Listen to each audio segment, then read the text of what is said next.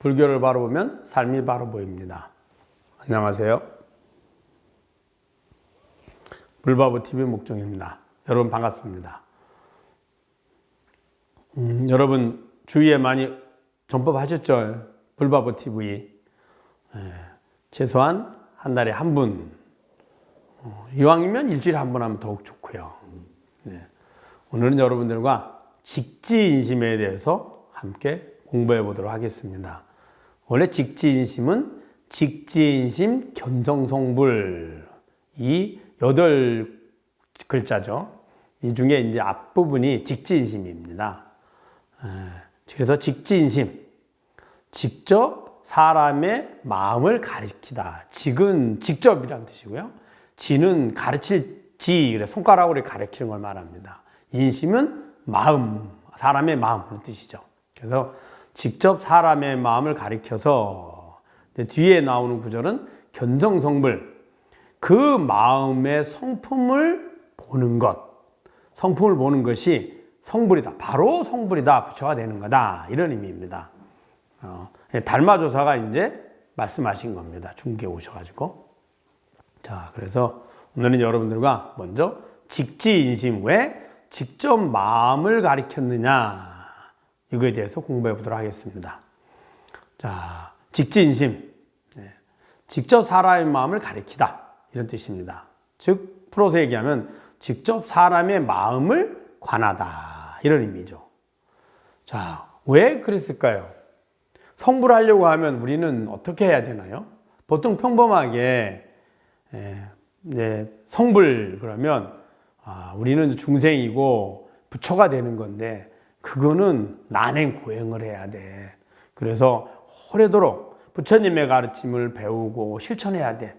내게 있는 욕망과 집착, 욕심을 다 버리고, 그리고 오래도록 해야만 부처가 될 수 있어. 이런 얘기를 하죠.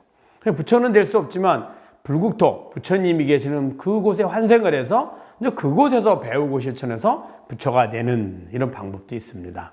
그래서 대부분의 중생들이 직접 부처가 되기는 쉽지 않으니 이 생에서 열심히 부처님의 가르침을 배우고, 그리고 그 가르침에 따라 실천을 해서 불국토에 환생을 해서, 그리고 부처님의 가르침을 그곳에서 배워서 거기에서 성불하는, 그게 바로 이제 극락왕생이라든지 불국토에 환생하는 걸 말합니다. 그렇게 하죠. 자, 그러면은 성불이란 부처가 되는 건데, 왜 여기에서는 직접 사람의 마음을 가리켜서 이렇게 했을까요? 자, 부처님의 가르침이 도대체 뭔지 한번 먼저 보면 돼요. 부처님의 가르침이란 우리 중생들의 삶을 이야기한 겁니다. 부처님의 가르침 84,000법문이 우리의 삶과 동떨어진, 우리가 지금에 있는 나를 다 버리고 오직 부처님의 가르침을 배우고 실천하는 그런 이상적인 모습이 아니라 우리 삶 속에서 매 순간순간 우리가 실천하고 살아가는 그 원리를 이야기한 겁니다. 자, 중생들의 삶을 볼까요? 우리 중생들의 삶이 어떤 모습인가요? 제일 먼저 내가 원하는 마음을 알게 됩니다. 그 마음을 몸을 통해서 실천을 하죠. 그래서 언어나 행위를 통해서 밖으로 표현하고 실천합니다. 그리고는 그 실천을 해서 내 것을 얻으려고 합니다. 결과물이죠. 우리가 하는 모든 것은 매 순간순간이 내 마음이 있고, 내가 원하는 마음을 내 몸을 통해서 실천을 해서 그 다음에 내 것을 구하는 겁니다. 자, 그러면은 그 내 것은 왜 구하려고 할까요? 그 내 것을 구하면 내가 원하는 마음을 만족시킬 수 있다는 겁니다. 단 한순간도 이 과정에서 벗어나 있지 않습니다. 자, 그러면 우리는 왜 원하는 마음을 내 몸을 통해서 행동으로 옮겨서 내 것을 구해서 내가 원하는 마음을 만족시키려고 할까요? 그 원하는 마음을 만족하면 그게 즐거움이고 행복이거든요. 반대로 싫어하는 마음에서 좋아하는 마음을 구하려고 하는 겁니다. 불편함에서 편안함, 불만족에서 만족. 그 마음을 몸을 통해서 실천하고, 그리고 그 좋아하는 마음을 얻기 위해서 좋아하는 마음, 즐거운 마음을 준다고 여겨지는 밖에 대상들, 내 것을 구하는 거죠. 이게 중생들의 삶의 전부입니다. 이것을 부처님은 뭐라 했냐면 마음의 법이라고 얘기했습니다. 시작도 내가 원하는 마음이고요. 그 다음에 그 마음을 실천하는 것도 어떨까요? 그것 또한 마음입니다. 왜냐하면 내 마음을 몸으로 실천하는 것도 내가 이렇게 실천해 가는구나 라고 아는 마음이에요. 만약에 내가 실천해 가는 것을 말로 행위를 하거나 몸으로 실천하는 걸 내가 모른다면 그럼 어떻게 내가 실천하는 줄 알겠어요? 실천하는 걸 매 순간순간 감각을 통해서 피드백을 본인이 받죠. 안이미 설신 감각을 통해서 내가 이렇게 실천하고 이렇게 말하고 이렇게 행동하는구나 알고 그것이 제대로 내가 원하는 대로 마음먹은 데 잘 되는지 끊임없이 잘 지켜보죠. 그리고 좀 잘못되면 다시 원하는 대로 계속 바꾸어가면서 보완해가면서 실천하게 됩니다. 그래서 행위하는 거, 말하는 것 또한 마음이고요. 그 다음에 그 결과물이 내 것들을 얻습니다. 아직 덜 얻어지면 불만족스럽죠. 그리고 아직 즐겁지 않습니다. 즉 덜 만족한다는 뜻이에요. 충족되지 않죠, 만족이. 그러면 아직 덜 얻었어. 그거 어떻게 합니까? 내 몸을 통해서 내가 실천해서 내가 원하는 걸 얻는데 아직 부족해. 그것도 눈으로, 귀로, 코로, 입으로, 촉감으로. 즉 5가지 감각기관, 안, 입이, 설, 신의 감각을 통해서 아직 충족되지 않았어. 아직 부족해. 이렇게 아는 거죠. 그것 또한 마음이에요. 그리고 실천해서 완전히 이쯤이면 충분해 라고 하는 것도 어떻게 하나요? 또 안이미 설신의 감각을 통해서 감각 정보를 받아들여서 마음이 아는 겁니다. 마음에서 시작해서 마음으로 끝이 나죠. 그래서 마음법입니다. 그런데 이 좋아하는 모든 것들이 결국에는 몸이 좋아하는 것도 아니고 내 것이 좋아하는 게 아닙니다. 마음이 좋아하는 겁니다. 시작도 마음이고 그 중간에 하는 과정도 내가 감각을 통해서 아는 마음이고 그 결과물도 아직 부족한지 충분한지 불만족인지 만족인지 아는 것도 성공했는지 혹은 성공하지 못했는지 아는 것도 또한 마음입니다. 그래서 마음법이거든요. 그 목적은 뭐냐? 좋아하고 즐거움을 얻는 거예요. 그럼 좋아하고 즐거움의 모습이 어떤 모습일까요? 우린 부족하다, 충분하다 이렇게 얘기하잖아요. 그럼 부족함은 뭐고 충분함은 뭘까요? 부족하다는 건 내가 좋아하는 것을 구함에 있어서 아직 구할 게 남았다는 거예요. 더 구하고 싶다 이 말인 거죠. 마음이 내 몸을 통해서 아직 내 것을 더 구해야 돼요. 그래 부족하다고 여기는 거예요. 만족은 뭘까요? 충분하다는 뜻이에요. 내 마음이 내 몸을 통해서 내 것을 구하는데 이제 더는 필요 없어 라는 거예요. 그러면 부족하다는 거는 구하는 마음이 아직 남아있는 상태고요. 충분하다는 거는 구하는 마음이 더 이상 필요 없는 상태가 되는 거예요. 즉 마음에 구하는 마음이 남아있으면 아직 불만족이고 아직 불충분하고 아직 만족이 아닌 거예요. 불편한 게 있는 거예요. 남아있는 상태예요. 싫어함이 남아있는 거죠. 완전히 사라진 게 아니고요. 반대로 내가 만족이란 더 이상 싫어함이 없는 상태예요. 좋아함이 가득한 상태고요. 그 말은 더 이상 불편함이 없는 상태. 또 만족을 구할 필요가 없는 상태. 즉 내가 따로 더 이상 뭔가를 구할 필요가 없는 상태예요. 구하는 마음이 사라진 상태예요. 이게 만족의 모습이거든요. 그런데 이 만족을 구하는데 중생들이 근기 따라 다르거든요. 근기가 낮은 하근기는 내 것을 구하려고 합니다. 그래서 내 마음이 만족하기 위해서 내 몸을 통해서 내 것을 구하는데, 자, 그러면 그 구하는 거는 구했는데 그 주인이 물건이 아니에요. 대상이 아니에요. 음식의 예를 들어볼까요? 처음에 배가 고픕니다. 내가 원하는 맛있는 음식을 먹고 싶거든요. 그래, 맛있는 음식 먹고 싶어 해서 몸을 이동시켜서 그 음식점에 가서 맛있는 음식을 먹었습니다. 그리고 만족을 했습니다.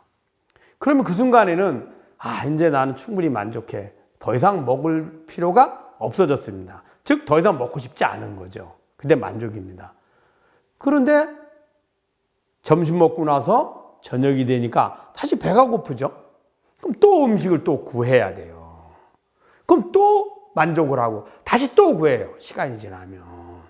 그러니까 지금 일시적인 만족은 얻을 수 있지만 그 마음이 다시 구하게 되면 계속 새롭게 구해야 되는 거죠. 그게 우리 중생들이 매 순간 내 것을 통해서 만족을 구하려고 한 거거든요. 그러다 보니까 어때요?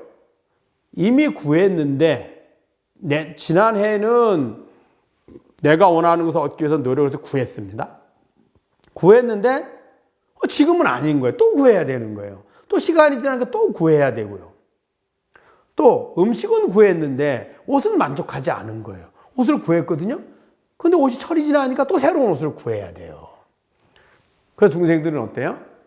일평생 만족과 행복을 위해 살았는데 끊임없이 구해도 얻어도 완전히 만족하지 못하는 거죠. 끊임없이 구해야 돼요. 끊임없이 구하는 마음이 필요한 거예요. 그걸 우리는 뭐라 그러냐? 욕심은 끝이 없다, 이렇게 얘기해요. 구하는 마음이 계속 있어야 되거든요. 그래서 그렇게 구하다가 이제 구하려고 하면은 내가 원하는 마음을 내 몸이 있어서 건강해서 잘 구해졌는데 내 몸이 아프고 하면 어때요? 그러면은 구할 수 없잖아요. 그러니까 고통스럽고 불편해지는 거예요. 그래서 하근기는, 근기가 지혜가 낮은 사람은 내 것을 통해서 만족을 구하려고 합니다. 그래서 내 것을 내가 원하는 대상들을 얻으려고 하니 현대사회에서 내 것을 얻는 제일 좋은 방법, 현금 가지고 바꾸는 거예요. 가서 내가 집을 짓는 게 아니라 전문가가 집을 지어놓으면 내가 원하는 집을 돈 주고 사는 거예요. 내가 옷을 만드는 게 아니라 내가 마음에 든 옷을 전문가가 만들어 놓으면 그거 사는 거죠. 그러니 뭐가 필요해요? 돈이 필요해죠. 그러니까 너도 나도 하나같이 돈을 입에 달고 살죠. 돈 하고 사는 거예요. 인생의 목적이 돈이에요. 어려서 공부를 열심히 하고 그다음에 중고등학교 때 학교 시절에도 학창시절에 열심히 공부하는 것도 더 나은 대학에 가서 더 좋은 곳에 취업해서 더 나은 능력을 구비해서 돈을 벌겠다, 이 소리거든요. 더 능력 있어. 그럼 뭐예요? 돈 잘 버는 사람, 일이 된 거예요. 그런데 그렇게 해서 구해도 끊임없이 우리는 구해야 된다는 거예요. 즉, 끝이 안 나요. 그 다음에 이제 중근기, 지혜가 조금 있는 사람은 내 몸이 즐거움을 느낄 때가 만족이구나 아는 거예요. 몸이 더 중요하다는 걸 아는 거죠. 그런 사람은 대상이 문제가 아니라, 즉 돈이나 대상보다는 내 몸이 편안하고 즐거워야 된다는 걸 알아요. 대상을 구하던 사람은 몸을 희생해서 내 것을 구해요. 그래서 가난하고 좀 부족할 때는 목숨 걸고 돈 버는데 목숨 걸고 해요. 그 돈을 좀 벌었거든요. 그러다 나이 먹고 몸이 아프면 병원에 가서 이제 살아야죠. 그럼 그나마 번 돈 다 들어가고 모자라서 대출까지 받아야 돼요. 그래 어리석음을 해요. 근데 그 지혜 있는 사람은 우선 내 몸이 편안하고 즐거워야 돼, 이렇게 하는 거예요. 몸이 있어야 내 것을 구할 수 있잖아요. 그래서 내 몸의 즐거움과 편안을 유지하려고 해요, 이 사람은. 그렇다고 해서 이 사람이 이런 중군기의 사람들이, 중생들이 내 것을 구하는 일을 안 하는 건 아니에요. 하되 무리해서 내 몸 희생까지는 하지 않아요. 그래서 내 몸을 편안하고 즐겁게 하려고. 이런 사람들 특징이 뭘까요? 틈나는 대로 운동도 하고, 틈나는 대로 등산도 하고, 몸에 좋다 하면 열심히 챙겨도 먹고, 또 필요하면 병원에 건강검사도, 건강진단도 자주 받아보고, 이렇게 하는 거예요. 내 것을 구하는 사람은 병원에 가서 건강진단을 받자니 돈 드니까 돈이 아까워서 못하고, 또 내가 등산하자고 하고 내 몸이 운동하려고 하니까 막 그 시간에 일을 해야지 이렇게 하는 거죠. 그래서 살아요. 그런데 여기에도 한계가 있어요. 어떤 한계가 있을까요? 내가 아무리 운동을 하고 아무리 병원에 자주 가고 보약을 많이 먹고 등산을 자주 해도 늙고 병들고 죽음을 막을 수는 없어요. 언젠가는 이 몸이 늙고 병들고 죽음이 오면 똑같은 괴로움을 느끼게 돼요. 그래서 그때는 참으로 허망하구나. 내 몸이 이렇게 벌써 늙었구나. 참으로 무상하구나. 이렇게 하죠. 근데 이제 지혜가 있는 사람이 있어요. 상근기예요. 이 사람 어떻게 생각하느냐? 그 구하는 것, 내 것을 구하는 이유, 내 몸을 건강히 유지하는 이유가 마음에 있다는 걸 알아요. 마음에 있다는 걸 알기 때문에 마음이 원하는 것을 얻기 위해서 몸이 건강하고 오래오래 있길 바라고 즐겁길 바라고, 또 그 건강한 몸을 통해서 내 것을 구하려고 한다는 걸 알게 되거든요. 마음이 근본이구나 이렇게 아는 거예요. 사실 이렇게 마음이 근본이라고 하는 사람들을 수행자라고 그럽니다. 특히 부처님의 가르침을 배우고 실천하는 사람들이에요. 그러면 마음에서 내가 싫어함과 좋아함이 있는데, 싫어하고 불편한 마음에서 좋아하고 즐거운 마음을 구하려는 걸 알게 돼요. 그렇게 구하는 마음을 욕망이라 하는 겁니다. 어리석은 사람은 싫어함에서 좋아함을 구하는데, 좋아함을 준다는 조건이나 대상을 내 몸을 통해서 구하려고 했던 거고요. 가장 어리석은 사람이죠. 중군기 사람은, 지혜가 조금 있는 사람은 내 몸이 즐겁고 건강하면 된다는 걸 아는 거예요. 그런데 지혜가 있는 사람은 이게 마음에 있다는 걸 알아요. 그러면 굳이 마음에서 싫어함과 좋아함을 분별해서 구하는 출발의 마음은 그건 내가 만들어낸 거예요. 조건이 나를 싫어하지도 않고 조건이 나를 좋아하지도 않아요. 내가 싫어하면 싫어함과 불편함이 되고, 내가 좋아하면 좋아함과 편안하고 즐거움이 돼요. 그러면 몸을 통해서 내 것을 구하자 하니 힘들고 어렵잖아요. 지혜 있는 사람은 내가 싫어하는 마음만 없애고 좋아하는 마음으로 바꾸기만 하면 되는구나 라고 알겠죠. 싫어하는 마음을 버리고 좋아하는 마음으로 바꾸는 방법이 필요하구나 알아요. 그게 뭐냐? 선행이에요. 선행. 왜 그러느냐? 싫어함에도 좋아함을 구하는 마음을 욕망이라 하는 거거든요. 그 욕망을 버리는 방법이 바로 선행인 거예요. 그래서 선행을 하는 것이 즐거움과 행복을 가는 지름길이라는 걸 알아요. 열심히 실천해죠. 그러면 몸으로는 선행을 하고 이 삶 속에서는 끊임없이 실천해 가는데, 그 근본을 알아차려서 움직이면서도 하지만 고요히 앉아서 아예 근본인 그 싫어하는 마음과 좋아하는 마음은 도대체 뭐지? 라고 해서 이것들을 없애려고 해요. 그게 이제 우리가 말하는 번뇌망상을 버리고 마음을 고요하게 하는 거거든요. 욕망이 생기면, 욕심은 마음을 어떻게 그것을 구할까 고민하게 되고, 그것을 끊임없이 우리가 구하려고 해요. 그것이 바로 번뇌망상이거든요. 번뇌망상을 버리고 마음을 고요히 하려고 해요. 이게 이제 마음의 수행이 시작되는 겁니다. 자, 그러면은 더 최고의 근기, 상상 근기는 어떠냐? 내 마음의 싫어함과 좋아함 때문에 싫어함에도 좋아함을 구하려고 했고, 좋아함을 구하려 하니 몸을 통해서 몸이 건강하게 잘 유지가 돼서 그 다음에 내 것을 구하려고 했던 거거든요. 결국엔 마음이 근본인데, 그 마음은 내 마음이에요. 주인이 있죠. 그 주인을 보는 거예요. 주인의 입장에서 보면 싫어함도 내 마음이었고 좋아함도 내 마음이었어요. 불편함도 내 마음이고 편안함도 내 마음이에요. 즐거움도 내 마음, 괴로움도 내 마음. 나는 마음이 싫어하든 좋아하든 불편하든 편리하든 혹은 고통스럽든 즐겁든 주인은 아무 관계가 없다. 똑같잖아요. 여러분, 싫어하는 마음은 내가 아니고 좋아하는 마음만 나라면, 그럼 싫어할 때 내 마음이 아니니 싫어할 필요가 없잖아요. 만약에 싫어하는 마음이 지금 싫어하는 마음이 나라고 여긴다면 좋아하는 마음은 내가 아니니 구해봐야 아무 소용이 없잖아요. 주인은 똑같습니다. 그건 똑같은데 왜 해요? 왜 싫어함이라고 하고 왜 좋아함이라고 구하겠습니까? 그래서 이 최고의 근기는 내 마음을 싫어함에도 좋아함으로 변화시키기 위해서 번뇌망상을 없애고 욕망을 버리려고 하지 않고 어떻게 하느냐? 그 싫어하는 마음의 주인, 좋아하는 마음의 주인을 찾으려고 해요. 그곳에 가기만 하면, 그것을 알아차리기만 하면 내 마음이 아무리 변해도 주인은 나고, 내 마음을 통해서 내 몸을 움직여서 아무리 내가 원하는 것을 구하려고 내 몸이 건강하고 즐겁고 괴롭든 병들든 건강하든 주인은 나니까 아무 관계가 없잖아요. 내 것이 많든 적든 주인은 나니까 관계가 없고요. 그 주인을 알아차리려고 합니다. 주인을 알고 나면 주인이 똑같으니까 할 일이 하나도 없는 거죠. 결국에 중생들이 할 일이란 주인인 나라는 바탕에 내 마음을 나로 착각한 거예요. 동일시한 거예요. 그래서 싫어하는 마음이 비춰지면 나는 괴롭고 불편하고 싫어해. 이렇게 한 거예요.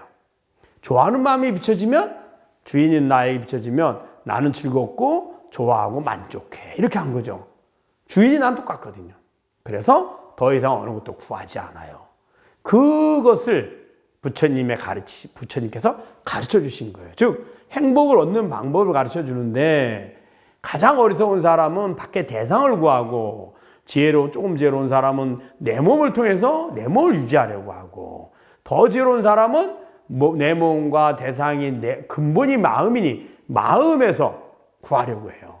그러나 가장 최고의 근기는 그것 또한 마음 또한 주인인 나에게 비춰진 내 마음이니 내 마음은 나하고 관계가 없어요. 우리가 있다고 착각을 한 거예요. 관계가 있다고. 그걸 알아차리려고 해요. 이게 부처님 법이에요.